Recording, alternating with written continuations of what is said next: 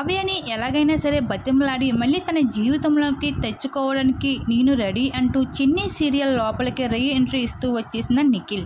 అయితే ఇప్పటికే చిన్ని సీరియల్ స్టార్ మాల్లోనూ ప్రసారం అవుతుంది. ఇంకా మండే నుండి సాటర్డే వరకు అందరినీ ఎంతగానో ఎంటర్టైన్మెంట్ చేస్తూ వస్తుంది ఈ సీరియల్. ఈ సీరియల్ నటించిన వాళ్ళందరికీ కూడా మంచి గుర్తింపుని అందుకున్నారు. అయితే ఇప్పుడు ఈ సీరియల్ లోపలికి నిఖిల్ అయితే ఎంట్రీ అవుతూ వచ్చేసాడు. ఇప్పటికే టైటిల్ విన్నర్గా బిగ్ బాస్లో అయితే గుర్తింపుని అందుకున్నాడు నిఖిల్.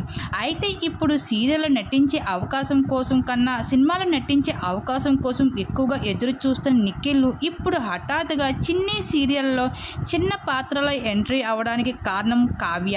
ఇప్పటికే కావ్యతో బ్రేకప్ అడుగులు వేస్తూ కావ్య ఇకపైన నిఖిల్ని ప్రేమించను అంటూ తేల్చి చెప్పేసింది. కానీ నిఖిల్ మాత్రం కావ్య కోసం వెంటాడుతూ ఉన్నాడు.